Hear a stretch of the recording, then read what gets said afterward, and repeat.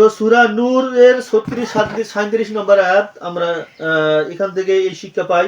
এর অর্থাৎ 24 নম্বর সূরা 36 ও 37 নম্বর আয়াত আমরা থেকে পাই যে সেই সব গৃহকে আমাদের মর্যাদা করতে হবে যেখানে আল্লাহর পবিত্রতা মহিমা ঘোষণা করা হবে এবং কোনো ব্যবসা বাণিজ্য কোনো কিছুই আল্লাহর জিকির থেকে স্মরণ থেকে বিরত রাখবে না। সালাত কায়েম ও যাকাত আদায় হবে, সালাত কায়েম হবে, যাকাত আদায় হবে, সেটা নিশ্চয়তা থাকবে।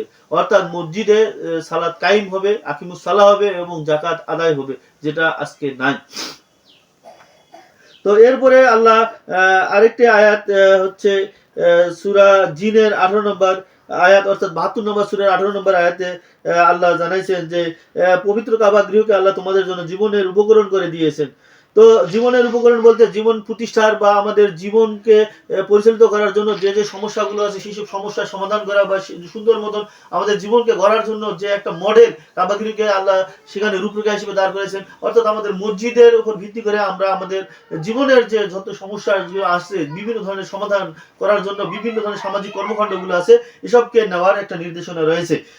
এরপরে আরেকটি আয়াত আছে হচ্ছে সূরা ইমরানের 96 নম্বর আয়াত অর্থাৎ 3 নম্বর সূরা 96 নম্বর আয়াতে আল্লাহ জানাইছেন যে ইব্রাহিম ধর্মের অনুসরণ করতে, আল্লাহ ইব্রাহিম ধর্মের অনুসরণ করতে বলছেন এবং আল্লাহ তিনি যেমন মুশরিক ছিলেন না সেরকম আমাদের মুশরিক মুক্ত হইতে হবে, আমাদেরকে শিরক মুক্ত হইতে হবে। অর্থাৎ আমাদের শিরক মুক্ত জীবন যাপন করতে যা লাগে তা করতে হবে। এবং প্রথম ঘর যা মানুষের জন্য স্থাপন করা হয়েছে তা মক্কায়। তো কাবা গৃহ যেহেতু আমাদের প্রথম ঘর আদম আলাইহিস সালামের প্রথম ঘর, ফেরেশতাদের ঘর হচ্ছে বাইতুল মামুর, ঠিক কাবা গৃহের উপরে আমাদের ষষ্ঠ আসমানে এই বাইতুল মামুর যেখানে ফেরেশতাগণ সালাত আদায় করেন এবং আল্লাহর ইবাদত করেন। আমাদের নবী আদম আলাইহিস সালামের যে ঘর আল্লাহ দিয়েছেন সেটা হচ্ছে কাবা। নবী ইব্রাহিম আলাইহিস সালাম সেই কাবা গৃহে তার সালাত কায়েম করেছেন এবং জীবন ব্যবস্থা পরিচালনা করেছেন, সেই নির্দেশনা আমাদেরকে আল্লাহ দিয়েছেন। তো তার মধ্যে মাকামে এই যে এখানে বলা আছে তাহাতে প্রকাশ্য নিদর্শন সমূহ বিদ্যমান, তোমাদের মাকামে ইব্রাহিম একটি, আর যে ব্যক্তি উক্ত গৃহে প্রবেশ করে সে নিরাপদ হইয়া যায়। অর্থাৎ কাবা গৃহে কেউ প্রবেশ করলে নিরাপদ হইয়া যায়। তো আমাদের মসজিদে যদি আমরা কেউ প্রবেশ করে সে নিরাপদ হয়ে যাবে। তো নিরাপদ হয় নিরাপত্তার কারণে। তো আমাদের নিরাপত্তা বিভিন্ন ধরনের হতে পারে। এক ধরনের নিরাপত্তা জানমালের নিরাপত্তা এই মসজিদ নিশ্চিত করবে, আমাদের অন্ন বস্ত্র বাসস্থানের যে নিরাপত্তা সেটা নিশ্চিত করবে এবং আমাদের যে পবিত্র হওয়ার যে নিরাপত্তা শয়তানের কারসাজি থেকে পবিত্র হওয়ার জন্য যে গাছ দাস এই নিরাপত্তা সেই নিরাপত্তার ব্যবস্থা করবে। তো এইসব আমরা শিক্ষা এখান থেকে পাই। এরপরে আমরা আরেকটি আয়াত যেখানে হচ্ছে সূরা বাকারা 114 নম্বর আয়াত, সেখানে আল্লাহ বলছেন যে মসজিদ সমূহে তার নাম স্মরণ করা থেকে বাধা প্রদান করে তাদেরকে আল্লাহ জালিম হিসেবে বলছেন এবং তাদের উচিত ছিল ভীত হয়ে তাতে প্রবেশ করা এবং দুনিয়ায় তাদের রয়েছে লাঞ্ছনা এবং আখিরাতে রয়েছে মহা আযাব। অর্থাৎ এই আয়াতে মসজিদ সমূহে যারা আল্লাহর নাম স্মরণ করা থেকে বাধা প্রদান করে তাদেরকে আল্লাহ একসময় লাঞ্ছনা দিবেন।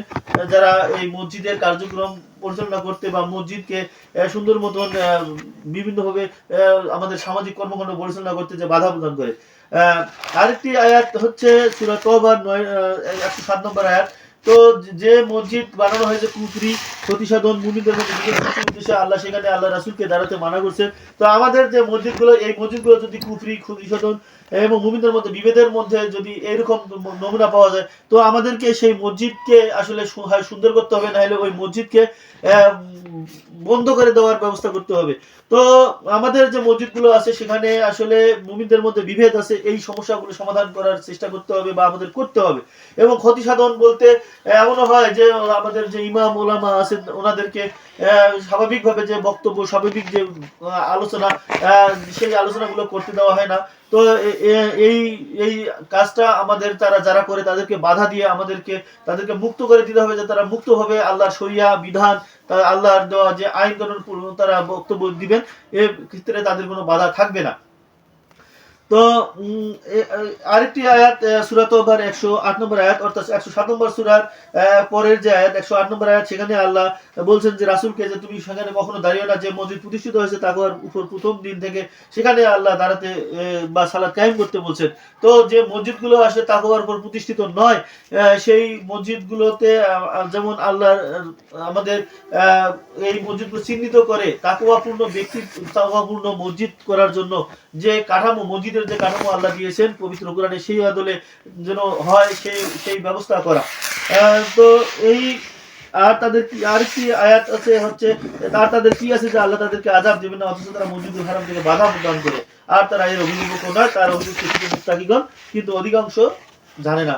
তো আমাদের মসজিদের যে বিষয়টা সেটা হচ্ছে কাবার মতো করে যে বাধা প্রদান করে যারা যারা আল্লাহর বিধিবিধান প্রণয়ন করতে বা আল্লাহর বিধান কার্যকর করতে বা আলোচনা করতে যারা বাধা প্রদান করে তাদেরকে আসলে বাধা প্রদান করতে হবে, সেখানে আমাদের পরিশুদ্ধ করতে হবে এবং তাকওয়াপূর্ণ ব্যক্তি দ্বারা পরিচালিত হতে হবে। যে তাকওয়াপূর্ণ ব্যক্তি পরিচালিত হতে যে আমানুর যে আয়াতগুলো আছে, মুমিনুর যে আয়াতগুলো আছে, যে নির্দেশনা আছে, যে নিয়ম কানুন বিধিবিধান গুলো আছে, সেইগুলো যারা মেনে চলে সেইরকম ব্যক্তি যারা পরিচালিত যদি আমরা করতে পারি, তাহলে আমরা সুন্দর একটি তাকওয়াপূর্ণ সমাজ, তাকওয়াপূর্ণ মসজিদ ভিত্তিক সমাজ আমরা পাবো। আর যদি কেউ এতে বাধা প্রদান করে এবং এর বিরুদ্ধাচরণ করে, তো যারা বিরুদ্ধাচরণ করে তাদেরকে এই মসজিদ থেকে বয়কট করে দিতে হবে, তাদেরকে বাইর করে দিতে হবে। তো এই যে হে ইমানদারগণ, মুশরিকরা তো অপবিত্র, সুতরাং এই বছরের পর তারা যেন মসজিদুল হারামের নিকট না আসে। সূরা তওবা 28 নম্বর আয়াত। তো এই আয়াত আমরা প্রতিষ্ঠিত করতে চাইলে আমাদের উপরোক্ত যে আয়াতগুলো আমরা আলোচনা করলাম সেই আয়াতগুলো আমাদেরকে বাস্তবায়ন করতে হবে এবং সেই অনুযায়ী মসজিদ ভিত্তিক সমাজ তৈরি করতে হবে। তাহলে আমরা পাবো সুন্দর সাবলীল একটা মসজিদ, এবং সেই মসজিদটা হবে এরকম। আল্লাহর একটি আয়াত আছে, হে বনি আদম, প্রত্যেকবার মসজিদে উপস্থিত হওয়া কালে নিজেদের পোশাক পরিধান করিয়া লইও এবং খুব খাও ও পান করো, আর সীমার বাইরে যেও না, নিশ্চয় আল্লাহ সীমা অতিক্রমকারীদের পছন্দ করেন না। 7 নম্বর সূরা 30 নম্বর আয়াত, অর্থাৎ সূরা আরাফের 30 নম্বর আয়াত। যদি আমরা এই কাজগুলো করতে পারি তো আমাদের এই আয়াতটা বাস্তবায়ন হবে যে খুব খাও এবং পান করো, এরকম একটা আমাদের সমাজ তৈরি হবে এবং সীমার বাইরে যাওয়া যাবে না এবং সীমার মধ্যে থাকবে এমন একটা সমাজ, এমন একটা সুন্দর সমাজ আমরা তৈরি করতে পারবো। তো সবাইকে ধন্যবাদ। আসসালামু আলাইকুম।